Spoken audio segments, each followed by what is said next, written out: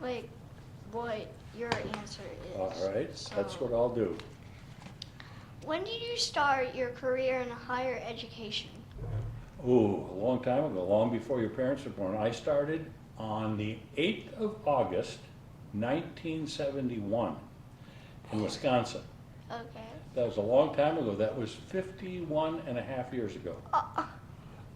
Can you believe that? Okay. We just barely had indoor plumbing at that time, Kayden, so go ahead. When did you start at FGCU? I started at FGCU in the spring, well, early summer of 2017, five and a half years ago. Okay. Thank you. What brought you to FGCU? Well, I knew about FGCU, a man who started FGCU, whose name was Ben Hill Griffin. There's a street named after him, and a building named after him, and another building named after his company called Alico. And I got a call from Ben Hill Griffin who said, would I be willing to be considered for the presidency of FGCU? And because I knew Ben Hill and I had a lot of faith in him, I decided I'd try. And here I am, almost 6 years later. Okay. All right. What is the hardest part of your job? Like, what is hard? The hardest part of my job is probably dealing with all of the regulations that come to higher education from the government of Florida. The legislature and the system head, which is the Board of Governors, etc. Probably that's not so much the hardest, but it's the most frustrating because the rules keep changing and we have to keep changing with them. But I understand that's how it works. Okay. Seeing the growth FGCU has seen, what is the vision for the future of the university? Oh, that's a good question. That's a good question. Well, for one thing, I think we're going to continue to grow in the total number of students. We're now 16,000, and I think in the next several years we'll get to about 20,000. But that's about as big as it can get because of the nature of the land we're on. The land is such that we can only build on about 350 acres out of 800. The rest of it's all wetlands and wildlife areas, etc. So I think first the university will grow to about 20,000.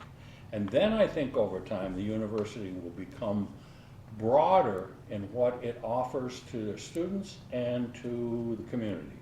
So we'll add programs and we'll add new dimensions. But right now, I think we're principally on a growth pattern to be able to absorb more students. Okay. You know what the most important part of my job is? What? Getting to know the students. Oh. That's why I like to be here. I just came from being out on campus, talking to some of the students, and that's what makes 50 years worth of doing this worthwhile. Because if you couldn't do that, there'd be no point in coming here. So for me, that's always the best. Now, sometimes they complain. They tell me there's not enough parking, or the internet's too slow, or the library isn't open long enough, or the cheeseburgers aren't really very good at the Union. But that's okay. That's all part of the fun. Okay. Already to that. How does FGCU help the community? Oh, many, many, many ways. For one thing, we educate a lot of people who go out and serve in the community. School teachers, nurses, golf professionals, people who run hotels, policemen. So we start by serving the community by giving them people who are educated and can serve the people of the community. And we've got a whole bunch of other programs. We serve the community because we have WGCU, the public broadcasting system for all of Southwest Florida. We serve the community by having art shows and music events and a variety of things. So this is a very important part of the community, and the community is very important to us. I told you earlier about the large number of people who built this campus. If you walk along the campus, you'll see the names on the buildings. All those people donated to the university to build the buildings because they realized how important the campus could be and the university could be to the community. And several of them are still alive, so you can actually see meet the people whose name's on the building. I don't know if you know this or not, but Brian just donated some money to put a school of construction here.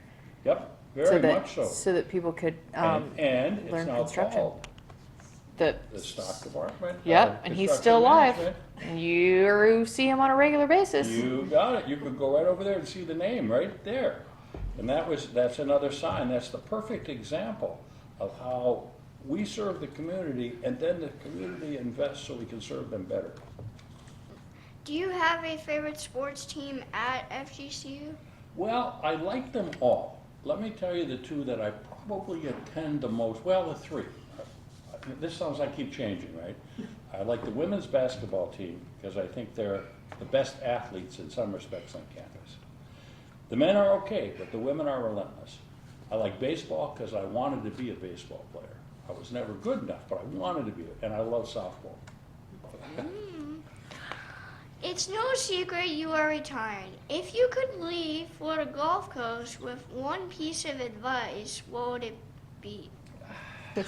Here it is. No. Here's the one thing I would tell everyone.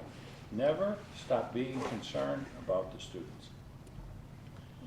But now that comes with many dimensions. That means there's a lot of other things that go into being concerned about students.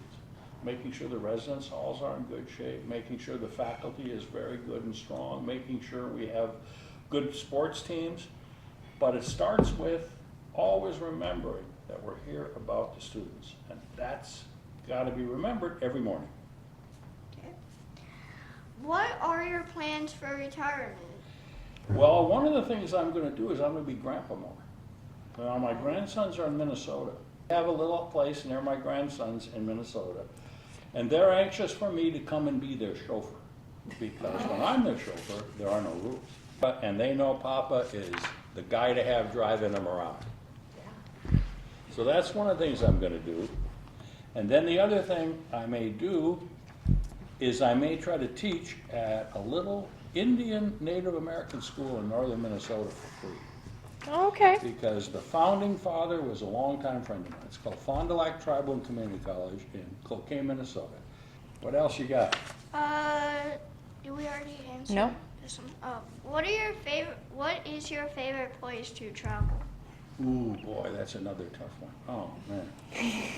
I've traveled a lot. During my life, I've gotten to travel all over the world because there was a time that I worked as a consultant to the U.S. Department of State, Agency for International Development.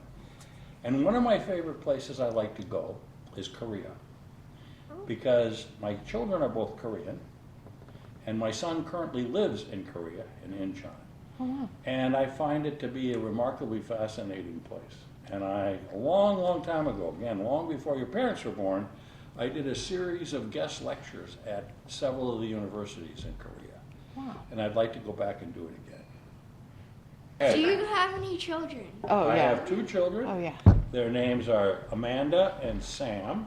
But Amanda, we call Chunsa. That's her middle name in Korean, and that means angel. And then I have two grandsons. I'll show you. Here they are. These are my two grandsons. They're half Korean. Oh, wonderful. And that's the family. That's my daughter, my son-in-law Paul, and my grandson Logan, who's 10, and my grandson Charlie, who's 8. So that's I've got some more pictures in here, but those are my buddies. And one of the things I like to travel is to hang out with them, because they always teach me something. The Aquatic Center opened in 2004. Their mascot is a Ruby Eagle. There's a swim team and dive team at the university. They have a 50-yard pool and a 25-yard pool. There are 1 million gallons of water in the pools. The Aquatic Center opened in 2004. School colors are cobalt blue and emerald green. In 2002, they became Division 1.